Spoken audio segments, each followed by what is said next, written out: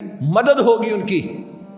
ہم اس یقین کے ساتھ کہہ رہے ہیں کہ وہ ایمان والے ہیں اور اللہ نے وعدہ کیا ہے کہ ان کی مدد کرنا ہم پر فرض ہے. اللہ اپنا فرض پورا کرے گا اور ان کی مدد کرے گا. پھر پیارے پیغمبر نے خوشخبری دی تھی وہ گروہ رہے گا منصورین علی الحق, حق پر ان کی مدد کی جائے گی. دیکھ لینا میرے بھائیوں, اس سے پہلے ہم کہا کرتے تھے افغانستان میں وہ کمزور پٹھان کبھی کمزور نہیں رہے گا, وہ جیتے گا, اللہ اس کو غلبے دے گا. اور آدھی دنیا یہ چوڑے کٹھے ہو کر اگر چڑھ دوڑے ہیں, نیٹو فورسز کے چوڑے اگر چڑھ چکے ہیں افغانستان پر, تو ہم کہا کرتے تھے انہی آیات کی یاد دہانی کرواتے ہوئے, ایمان رکھتے ہوئے کہ اللہ کہتے ہیں کبھی یہ مغلوب نہیں ہوں گے. ہم کہا کرتے تھے یہ کافر مغلوب ہوگا. سو ہم نے اپنی آنکھوں سے دیکھا, کانوں نے سنا کہ وہ دنیا پر غلبے کی بات کرنے والے افغانستان میں رات کے اندھیرے میں بھاگے.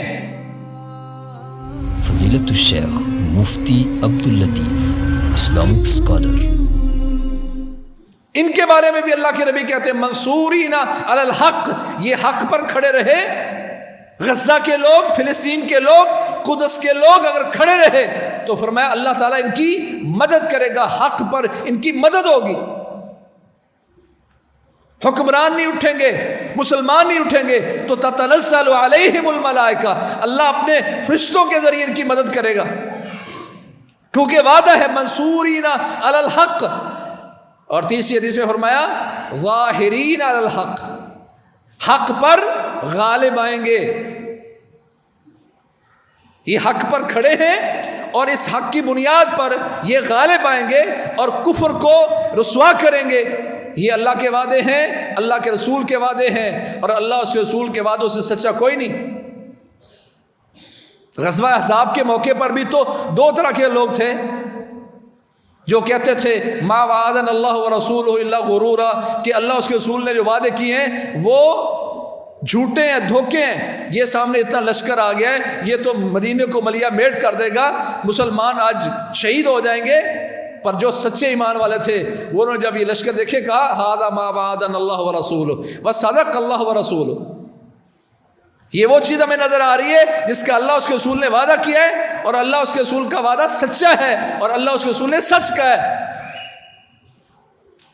اللہ نے سچ کہا ان اللہ یدافع عن الذین آمنوا, اللہ ایمان والوں کی طرف سے دفاع کرے گا, فرشتوں کے ذریعے دفاع کرے گا, اپنی نصرت کے ذریعے دفاع کرے گا. ان تنصر اللہ ینصرکم, تم اللہ کے دین کی مدد کے لیے کھڑے ہوگے, اسلام کے لیے کھڑے ہوگے, اللہ تمہاری مدد کرے گا. وَإِن يَنصُرْكُمُ اللَّهُ فَلَا غَالِبَ لَكُمْ, اور جب اللہ تمہاری مدد کرے گا تم پر کوئی بھی غالب نہیں آ سکے گا. یہ اللہ کے وعدے ہیں.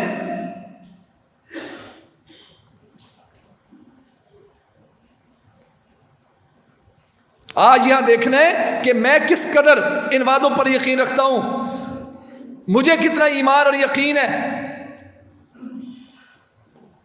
کہنے والے تو کہتے ہیں نا, ہمیں افغانستان میں کہتے تھے کیسے لڑو گے, ان کے پاس تو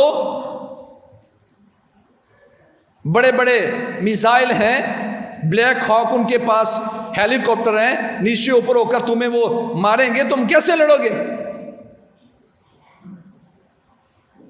پھر دنیا نے دیکھا کہ اسلحہ نہیں لڑا, وہاں ایک چیز لڑی جس کا اعتراف آج ساری دنیا کر رہی ہے کہ مسلمانوں کے پاس, ایمان والوں کے پاس ایک ایسی بڑی قوت موجود ہے جس کا مقابلہ دنیا کی کوئی چیز نہیں کر سکتی, اور وہ ہے ایمان. قرآن مجید کی یہ آیات وَلَا تَهِنُوا وَلَا تَحْزَنُوا وَأَنْتُمُ الْأَعْلَوْنَ إِن كُنتُم مُؤْمِنِينَ, اصبروا وصابروا ورابطوا, قرآن کی یہ آیات ان مسلمانوں کو ایسا مضبوط کرتی ہیں کہ اس کے مقابلے میں دنیا کی کوئی چیز ٹھہر نہیں سکتی. اللہ کے نبی ہمیں تسلی دیتے ہیں کہ مسلمانوں تم سے پہلی امتوں میں تم تو امت محمد ہو, خیر ہو, ساری دنیا سے بہتر ہو. تم سے پہلی امتوں میں ایک ایک بندہ اٹھتا تھا اور ساری حکومت سے ٹکرا کر ساری حکومت کو پاش کر دیتا تھا.